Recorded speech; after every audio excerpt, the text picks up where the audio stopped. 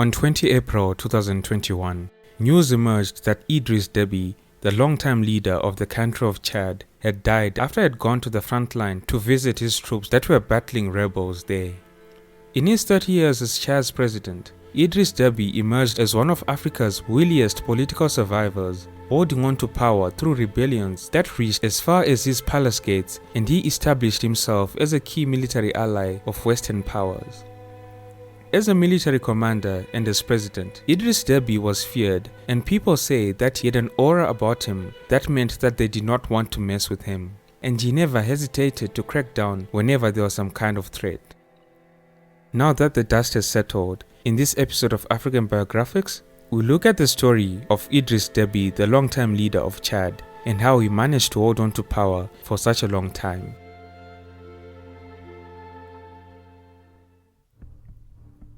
Since gaining independence from France on the 11th of August 1960, the nation of Chad has known few periods of real peace. A long-running civil war from 1966 to 1979, several invasions by Libya, and rebel movements in different regions ripped apart the country for decades. The division between the country's north, populated by Muslims, and the south, largely inhabited by Christians, was reinforced by France when it colonized the country. During the period of colonization, the French favored the south and reversed the historic domination of the north. Chad elected its first president in 1960, and his name was François Tombouctou, the leader of the Chadian Progressive Party. 2 years later, Tombouctou turned the country into a one-party state and became increasingly authoritarian, provoking great resentment with his insensitive policies towards the Muslim north. In 1979, the rebels captured the capital of the nation, N'Djamena, and overthrew the southern-dominated regime. Afterwards, the rebel leaders then fought amongst themselves, and this civil war lasted for 3 years. One of the rebel commanders, Hissène Habré, seized control of the country in 1982 and began 8 years of tyrannical rule marked by conflict with Libya, support from France and the United States, as well as widespread atrocities and human rights violations. In 1990, Hissène Habré was overthrown by his former chief military advisor, Idriss Deby Itno, who is the main subject of this video. Idriss Deby was born in Bedoba, a remote northeastern desert village in what was then French Equatorial Africa, into a family of the Zagawa ethnic group. He was the son of poor herders who scraped a living from the desert. In the early 1970s, while the country was in the grips of the long-running civil war, Idriss Deby joined the army. Young Idriss then went to France in 1976 to receive additional training at a flight school and earned a pilot's license. It is said that Idriss Deby could decipher Morse code, the language used to send messages over long distances. On occasion, he would help his classmates to get through the coding exams at school. According to the testimonies of the time, Idriss Deby was described as a calm and discreet student who would motivate his fellow students during physical exercises. Some of his friends at the time even described him as being a complete athlete who was always the first person on the obstacle course. In 1978, Deby returned to Chad, which was still in a state of conflict. When Idriss Deby returned to Chad, the nation was in the middle of the civil war that I spoke about earlier. He immediately joined Hissène Habré, the notorious warlord and fellow northerner. Together they created an alliance between Idriss Deby's tribe, the Zagawa, and Habré's tribe, the Daza. On the 7th of June 1982, the rebels entered N'Djamena with Hissène Habré and Idriss Deby side by side. Together they toppled the president Gukoni Wedei, and Hissène Habré took power. As a reward for his support, Habré made Idriss Deby his deputy army chief. 2 years later, it was under Idriss Deby's authority that the repression in the south, known as the Black September, was carried out. The aim of this repression was to subdue the southerners. In the Black September of 1984, villages were attacked, burned and destroyed. By that time, Idriss Deby was recognized as a brilliant military strategist and was made Commander-in-Chief of the Armed Forces.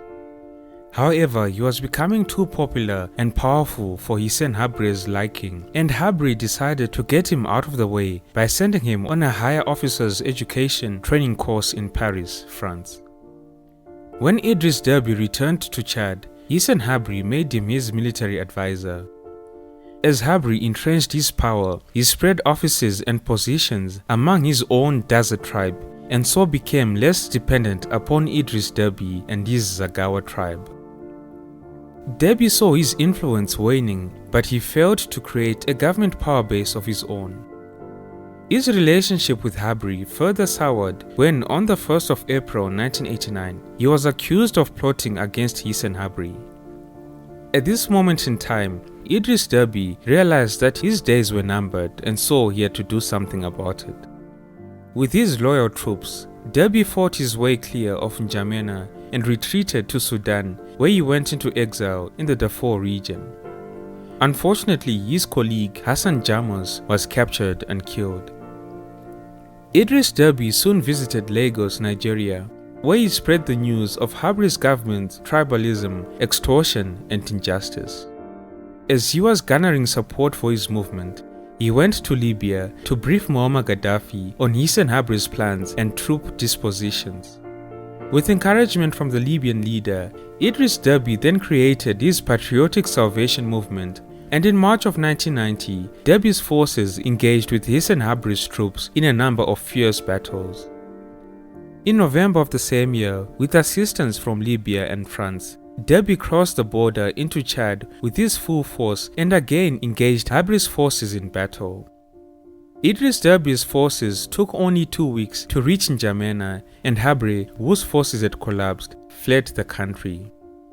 It is important to note that in this instance, even though France and Libya were enemies, they supported Deby because they had a common interest in toppling Habre, whose proximity to the United States they equally saw as a threat. Paris considered the United States a rival trying to set foot in its African backyard. Almost 3 decades after Hissène Habre fled Chad, a special court in Senegal convicted him of atrocities committed during his presidency. Without the support of Idriss Deby, it would have never been possible to prosecute Habre, who was eventually convicted in 2016. Upon taking power, Idriss Deby abolished Hissène Habre's one-party system and started to put in motion a process to have regular multi-party elections. So in this regard, a national conference was held in 1993 to establish a transitional government, and Idriss Deby was officially designated the interim president. His regime then became the first in Chad's history to hold elections, and the first elections were held in 1996. However, the results of these elections were contested by both the opposition, civil society, and international NGOs, and it is widely believed that these elections were rigged with French support. It is said that the French government wanted Idriss Deby to remain in power whatever the results of the vote were. When Idriss Deby was re-elected in 2001, it was again amid allegations of widespread voting irregularities. A 2005 constitutional referendum that eliminated presidential term limits was denounced by critics as another means of supporting the president's increasingly autocratic rule. Nonetheless, the referendum passed, clearing the way for Idriss Deby's election in 2006 in elections that were boycotted by most of the opposition. Throughout his presidency, Idriss Deby repeatedly faced resistance in the form of coup attempts and rebel activity. The rebellions that Idriss Deby faced during his time in power were stoked by disputes over the exploitation of oil, as well as rival regional factions. Fighting raged in N'Djamena following an attempted coup against Idriss Deby in 2006. In this attempt, a group of soldiers had been plotting to shoot down Idriss Deby's plane, but fortunately for him, this plan was foiled. He and his administration were beset with charges of corruption and were known for brutally repressing individual rights and freedoms, with Chadian security forces routinely committing serious human rights violations. Also in 2003, the nation of Chad was drawn into the Sudanese civil war, and as a result, violent conflict was spilling over into Chad. Idriss Deby accused Omar al-Bashir of having fomented unrest inside of Chad in an effort to destabilize the country. From 2005 to 2010, various militias attacked villages and cities in eastern Chad. Eventually, in the year 2010, Chad and Sudan signed a peace agreement, putting an end to their proxy wars. In an alternate universe, Idriss Deby's rule might have been one of prosperity for the people of Chad. The country's vast deserts cover untapped reserves of uranium, as well as oil that currently generates much of the country's revenue. Unfortunately, under the Déby regime, Chad frequently featured in the lists of the world's poorest and most corrupt countries, and critics accused Déby of squandering the oil wealth by pouring it into the military, which he used to repress his critics. In turn, this really enabled him to hold on to power for long. In the year 2000, the World Bank and the International Finance Corporation agreed to back a $3.5 billion oil venture in Chad. This venture was meant to be a flagship project to demonstrate that oil revenues for the greater good of a nation's populace. But things started to go bad when Idriss Deby immediately began to divert the oil money to the military. Initially, Déby's government had agreed to an innovative mechanism designed to ensure that the oil revenues went to priority sectors like health, education, and water supplies for the desert nation. However, once the crude oil started flowing, Idriss Deby simply added security to the list of priorities, allowing the oil money to slosh into the coffers of the army. In 2004, the economy of the country grew by 30% thanks to the start of the oil production, but unfortunately, the overwhelming beneficiary of this was Idriss Deby. His kleptocracy was also known for its nepotism. Of his many known children, Idriss Deby made 5 into army generals and raised another 6 of his children to the rank of army colonel. He further appointed his children to the most sensitive and lucrative portfolios, with one becoming an intelligence chief. Idriss Deby made his eldest brother, Dawusa Deby Itno, the Minister of Post, and the youngest of his male siblings was Chad's customs chief. His nephew held the job of head of military intelligence. Despite all the negatives that we have covered thus far, and despite Idriss Deby's shortcomings on the domestic front, you can't take away from the fact that during the time that he was in power, few sub-Saharan African countries had the regional reach of Chad, and this was due essentially to its army.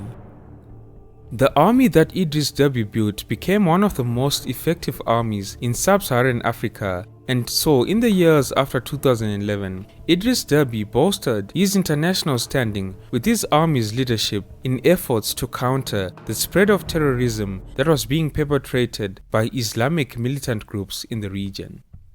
Chad became a linchpin in the struggle against jihadist groups in the Lake Chad Basin, where it intervened after 2014 at the request of its Nigerian and Cameroonian neighbors to fight against Boko Haram factions. Idriss Deby's army was in the past also involved in some neighboring civil wars, notably those in Sudan and the Central African Republic, and more indirectly in Libya. So in essence, Idriss Deby became a stabilizing factor in the region, and in the long run, his death might create a dangerous vacuum in the region. Only time will tell. In May of 2018, Idriss Deby expanded his presidential power when a new constitution was brought into play. The post of Prime Minister was eliminated, and so the executive power was concentrated with the president. Among the changes made under the new constitution was a change to the presidential terms. Idriss Deby now had the option to stand in the next two presidential elections, potentially remaining in office until the year 2033. So unsurprisingly, he did choose to stand in the elections that were held early in 2021. On 11 April 2021, as the country went to the polls to vote in the presidential election, a rebel group began an assault from the northern regions of Chad. Meanwhile, the provisional election results that were announced on the 19th of April showed that Idriss Deby had been re-elected. But as fate would have it, the next day the military announced that Idriss Deby had been killed after battling with rebels on the front lines of conflict. As you have probably gathered by now, based on some of the footage that I've used in this video, Idriss Deby frequently cast himself as a wartime leader, and he would often wear military fatigues and pay visits to soldiers on the battlefront. So it came as no surprise to hear that Idriss Deby died on the front line, as many people described him as being incredibly hands-on, often going to take charge in battle if he felt that his commanders were not in control. So Idriss Deby was killed on the front line on 20 April 2021, and this brought to end his 3 decades at the helm of the nation of Chad. Let me know in the comment section below what your thoughts are about Idriss Deby and his regime. If you enjoyed this video, then don't be shy to like and share. Thank you all for tuning in. This has been Tatenda for African Biographics. Until next time, cheers. Have a good one.